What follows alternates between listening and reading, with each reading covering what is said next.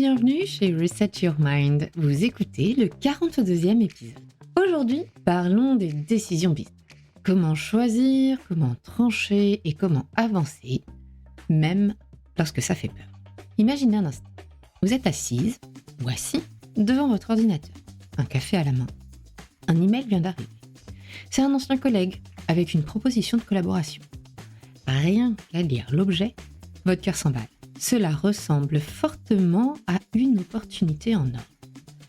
Mais voilà, aussitôt lu, aussitôt, quelques warnings allumés. Au fond de vous, quelque chose vous dérange, vous gratte, vous retient.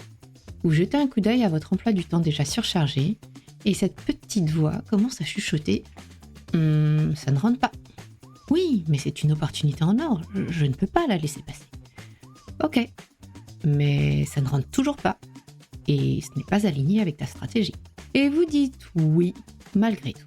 Pourquoi ? Parce que dire non, c'est terriblement inconfortable. Cela fait peur. Et dans le monde entrepreneurial ou managérial qui est le nôtre aujourd'hui, ce qui nous fait peur, on l'évite autant que faire se peut. Alors aujourd'hui, j'aimerais que l'on parle de ce sujet crucial, les décisions business. Ces choix qui façonnent non seulement la trajectoire de nos entreprises, mais aussi notre propre équilibre. Parce qu'à force de courir, après toutes les opportunités, on finit par s'épuiser, diluer notre vision et parfois même passer à côté de ce qui compte vraiment. Alors restez avec moi. Aujourd'hui, nous allons creuser là où ça dérange, mais surtout là où ça peut vraiment faire la différence. Prendre une décision, ce n'est jamais neutre. Ce n'est pas juste cocher une case ou signer un contrat. C'est un acte qui nous engage. Plus on monte en responsabilité, plus le poids de ces décisions devient personnel. Imaginez un instant lorsque c'est votre propre entreprise. Même si vous n'en avez pas forcément conscience, il y a plusieurs mécanismes qui se mettent en action à chaque prise de décision. Il y a tout d'abord la peur de perdre. Je vous partage un exemple pour illustrer. Lorsque j'ai lancé Reset Your Mind, je me souviens d'une décision qui m'a donné beaucoup de fil à retordre pour 10K. 10K, 10 000 euros. Avant ça, je gérais des budgets de plusieurs dizaines de millions d'euros tous les jours. Alors pourquoi ces 10K semblaient-ils soudain insurmontables ? Tout simplement parce que ce n'était plus l'argent d'une entreprise, mais c'était le mien personnel. Et c'est là une grosse partie du nœud du problème, la peur de perdre. La peur de perdre ne repose pas toujours sur la somme réelle sonnante et trébuchante, mais sur ce qu'elle représente pour chacun de nous. Pour certains, 100 000 euros, 1 million, c'est le ticket d'entrée minimum pour un projet. Pour d'autres, 10K, 10 000 euros, c'est toute une montagne. Le vrai enjeu, c'est de reconnaître cette peur. C'est de reconnaître l'angoisse que ça génère, mais aussi de ne pas la laisser vous dicter vos choix. Parce qu'en tant qu'entrepreneur ou dirigeant, chaque décision est un pari sur vous-même. Un ami m'a dit il y a quelques années, entreprendre, c'est sauter d'une falaise en parachute. C'est parier sur soi alors que personne n'y croit. Et honnêtement, je trouve ça assez vrai. Et j'ai même tendance à penser qu'être manager, qu'être leader, c'est un peu pareil aussi. Je sais que beaucoup d'entre vous se reconnaîtront dans l'exemple qui va suivre. Combien de fois avez-vous hésité à prendre une décision en pensant « et si je me trompe ? Que va penser mon boss ? Que vont penser mes collègues, mes clients, ma famille ?» Et pourtant, dire non ou refuser une opportunité, ce n'est pas un aveu de faiblesse. C'est au contraire une preuve aussi de clarté et d'alignement. Nouvel exemple. L'une de mes clientes a récemment refusé un partenariat hyper lucratif parce qu'il l'aurait éloignée de son positionnement stratégique. Elle a eu peur, bien sûr. Vous imaginez qu'on en a beaucoup discuté, je l'ai beaucoup coachée sur ce sujet. Mais elle savait que si elle disait oui, c'était risqué de se disperser et de perdre ce qui faisait la force de son business à elle. Aujourd'hui, quelques mois plus tard, avec le recul, elle n'a aucun regret. Parce que ce refus lui a permis de rester alignée et bizarrement d'attirer des opportunités encore plus cohérentes, plus alignées avec ce qu'elle a en tête et sa stratégie. Enfin, il y a aussi un autre mécanisme qui est le fameux FOMO entrepreneurial qui vient s'ajouter. Vous savez, ce fear of missing out, cette peur de passer à côté de quelque chose. C'est celui qui vous fait dire oui à tout, par peur de passer à côté de la collaboration qui pourrait tout changer. C'est celui qui vous fait prendre une décision en situation de stress, sans avoir toutes les informations ni une vision consolidée ou 360. Vous voulez un petit secret ? Le succès ne repose jamais sur une seule opportunité. C'est un alignement de décisions qui se renforcent les unes les autres. Des décisions cohérentes et alignées avec votre vision. Je sais que les réseaux, le milieu du showbiz et cette ère que nous vivons au XXIe siècle a tendance à nous faire croire à l'émergence spontanée de talents. Ce qu'ils oublient de montrer, ce sont les années de travail, de labeur et de décision qui ont parsemé ce chemin pour en arriver là. Alors posez-vous cette question. Combien de fois avez-vous dit oui, simplement par peur de passer à côté de quelque chose ces derniers mois ? Oh, pas les 6 derniers, le dernier mois ou les 2 derniers mois. Et combien de ces décisions vous ont vraiment rapproché de vos objectifs ? À la fois business, mais aussi personnel, parce que quand bien même ce soit des décisions business, elles sont aussi beaucoup empreintes de la vie personnelle que nous voulons avoir, de cet alignement. Ces mécanismes s'enclenchent automatiquement, et d'autres aussi. Ce qui est important ici n'est pas forcément d'en dresser une liste exhaustive, mais plutôt d'avoir conscience qu'ils se déclenchent. Une fois que vous en avez conscience, vous allez alors pouvoir les identifier, et même avec le temps, les voir venir petit à petit. Maintenant, parlons solution. Comment faire des choix qui comptent sans vous laisser submerger par la peur ou l'urgence ? La base, pour moi, sera d'avoir une vision claire, toujours et encore, afin de pouvoir vous y raccrocher, pour pouvoir y revenir. Si vous ne savez pas où aller, chaque opportunité semblera alléchante, et vous vous disperserez, toucherez à plein de choses, mais sans avoir forcément l'impact ou la valeur que vous souhaitez vraiment avoir. Est-ce que le pâtissier est le meilleur cuisinier ? Est-ce que le meilleur cuisinier est le meilleur boulanger ? Non. Ce n'est pas parce que vous sauriez faire qu'il faut forcément dire oui. Alors pour vous aider, dites-vous plutôt ceci. Chaque oui doit vous rapprocher de votre vision et en aucun cas vous en éloigner. Personnellement, voici 3 questions que je me pose à chaque décision que je dois prendre un petit peu délicate. Est-ce que cette opportunité est alignée avec ma vision à 1, 3 ou 5 ans ? Est-ce que cela sert mes objectifs stratégiques ? Encore une fois, question d'alignement, question de stratégie. Et la 3e, est-ce que je ressens une excitation sincère ou juste une obligation ? Est-ce que j'ai vraiment envie d'y aller ? Pour vous aider à ne pas être dans la réaction et à ne pas dire oui trop vite, au risque de le regretter, vous pouvez aussi dire « je vais y réfléchir et je te reviens ». Ça peut sembler anodin, mais ça vous donne le temps de prendre du recul justement et de répondre sans pression. Nous ne sommes pas tous capables de prendre des décisions du tac au tac. Nous sommes tous différents, tous différentes, et avec une histoire qui varie. Certaines personnes auront toujours besoin d'un délai de réflexion supplémentaire, même avec de l'entraînement. Si vous en faites partie, c'est totalement OK. Et si vous collaborez ou vous avez des business partners qui sont comme ça, soyez aussi informés de cette différence-là. Une autre option à laquelle je tiens personnellement, et que j'essaye de m'appliquer chaque jour un peu plus, c'est si une opportunité ne m'enthousiasme pas à 90%, eh bien c'est un non. Oui. Si je ne suis pas à 90% en joie lorsque je pense à ce projet, lorsque je pense à cette cliente ou à ce client, lorsque je pense à cette entreprise que j'accompagne, eh bien je préfère dire non. Pourquoi ? Parce que les engagements tièdes finissent toujours par drainer votre énergie, plus qu'ils ne vous en apportent. Et aujourd'hui, mon énergie est capitale pour pouvoir mener à bien les projets que j'ai en tête. Alors oui, je préfère me passer de certaines collaborations, tant pis, mais pour pouvoir atteindre ces fameux objectifs que je me suis fixés. Enfin, il y a un point que l'on néglige beaucoup aussi. On en parle beaucoup, ou en tout cas de plus en plus, mais elle est encore assez peu concrètement activée et concrètement solutionnée. C'est la santé mentale des entrepreneurs et dirigeants. L'être humain ayant par nature l'habitude de s'isoler, surtout lorsqu'il y a du stress ou des difficultés, cette santé mentale, cet épuisement entrepreneurial est de plus en plus reconnu parce qu'enfin les gens acceptent de lever un peu le voile et c'est un vrai fléau. Pour accompagner de nombreux entrepreneurs, hommes ou femmes, nombreux sont ceux qui se retrouvent à travailler 7 jours sur 7, pensant que c'est cela être entrepreneur.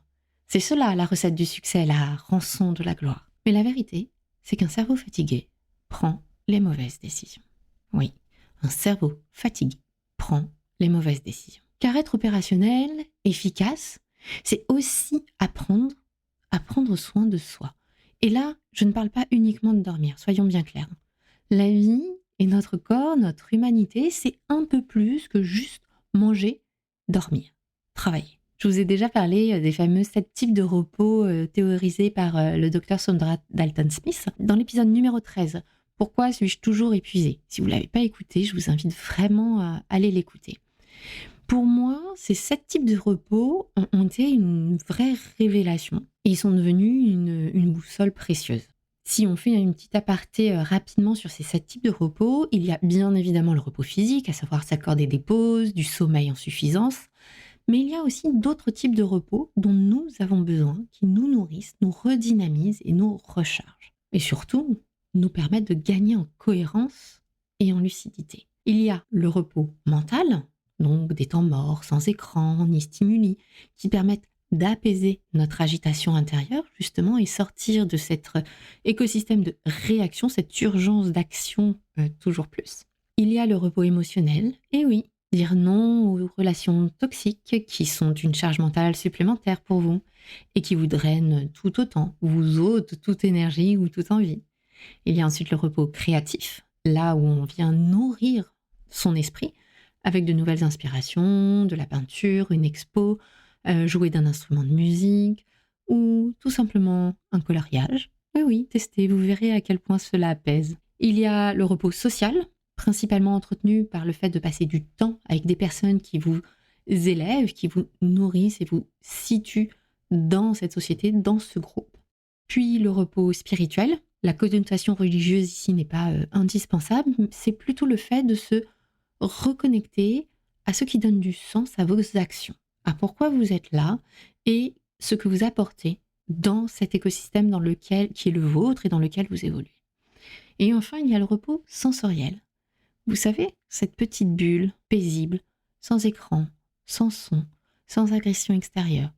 Ce petit état de grâce que parfois vous touchez du doigt au réveil les quelques millièmes de seconde avant d'être vraiment réveillé. Alors oui, driver un business n'est pas simple et cela peut être épuisant. Et ces décisions sont indispensables à prendre. Elles jalonneront de toute façon votre chemin. Une chose est certaine, on ne construit rien de grand seul.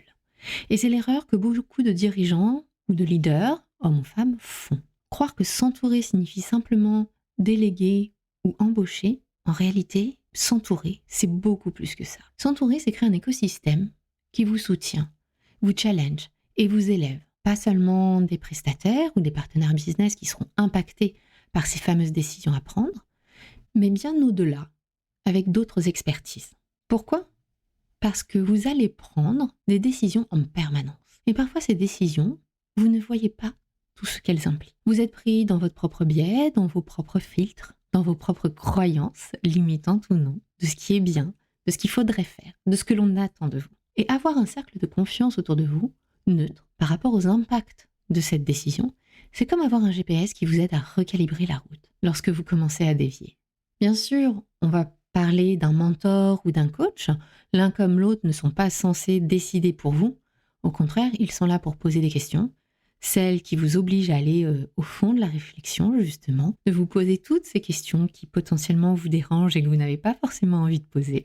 Je sais, ce n'est pas toujours confortable, mais c'est précisément ce qui vous pousse à prendre la décision la plus éclairée. J'ai accompagné récemment une dirigeante qui hésitait à accepter un partenariat, encore une fois, avec une grande entreprise.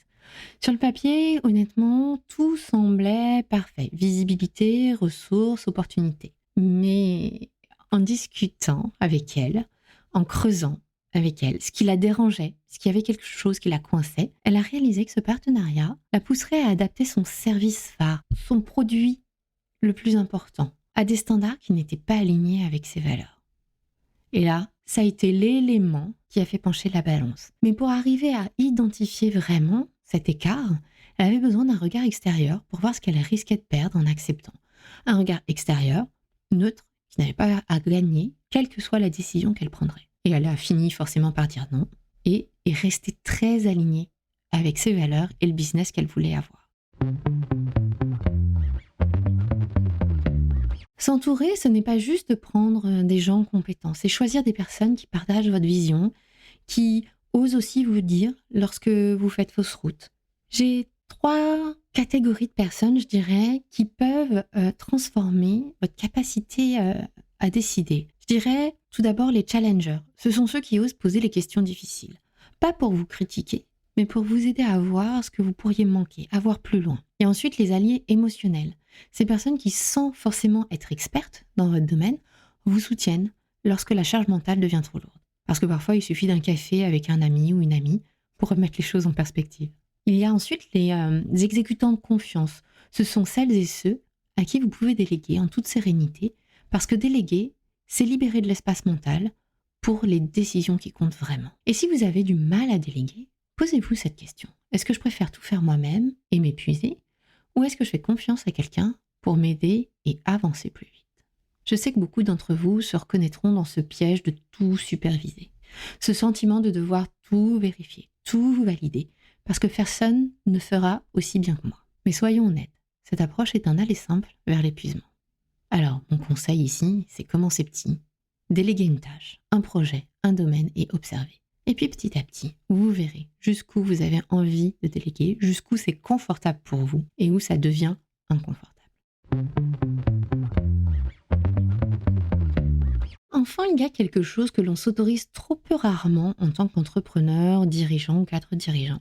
C'est prendre soin de cette énergie mentale qui est précieuse et de créer des espaces pour prendre ces décisions stratégiques justement. Est-ce que vous prenez le temps de créer des espaces dédiés à cette prise de décision stratégique? Cela pourrait être une journée par mois, une retraite annuelle ou même un simple déjeuner avec un mentor. Ces moments sont comme des mises à jour pour votre cerveau. Ils vous permettent de recalibrer votre vision, de vous recentrer sur ce qui compte et d'aborder vos décisions avec plus de clarté et de sérénité. Personnellement, chaque trimestre, je prends 2 à 3 jours solo pour poser les choses, prendre du recul et décider de la suite à donner. Je vais d'ailleurs organiser début avril une retraite mastermind pour mes clientes qui ont été très demandeuses. Si jamais ça vous intéresse, envoyez-moi un petit message, je vous tiendrai au courant. Pourquoi créer ces espaces de décision est important? Vous ne pouvez pas tout faire et vous ne devriez pas essayer. Et souvent, on est à la fois dans l'opérationnel, dans le day-to-day et dans la stratégie et dans l'anticipation. Et notre rôle en tant qu'entrepreneur ou en tant que leader, ce n'est pas de tout faire, c'est de poser une vision claire et de prendre ces décisions qui permettent d'aligner vos équipes, votre business avec cette vision-là et de ne pas les disperser, de ne pas les polluer, de ne pas vous polluer avec des sujets qui n'ont pas d'importance. Alors pour conclure cet épisode et cet inconfort de prendre des décisions business, dire non, c'est inconfortable. Décider, c'est inconfortable. Parce que l'on a tendance à penser que l'on perd quelque chose. Et moi, je vous inviterais vraiment à voir ça sous l'angle contraire, mais plutôt de gagner quelque chose. Parce que décider, c'est aussi un acte de courage. Prendre du recul, clarifier vos priorités et surtout oser créer. Oser créer cet espace pour un oui, pour une décision, c'est ce qui fera vraiment la différence. Alors cette semaine, une dernière question. Quelle est la décision la plus alignée que vous pourriez prendre pour vous et votre business? J'espère que cet épisode vous a plu. N'hésitez pas à me partager vos réflexions en commentaire. Je suis curieuse de connaître vos techniques et vos approches de ces décisions business. Si vous souhaitez tester le coaching que je vous accompagne, vous pouvez me joindre à contact@researchyourmind.fr ou sur Instagram by-reset-yourmind. Et je vous retrouve bien évidemment la semaine prochaine pour un nouvel épisode de Reset Your Mind. À la semaine prochaine!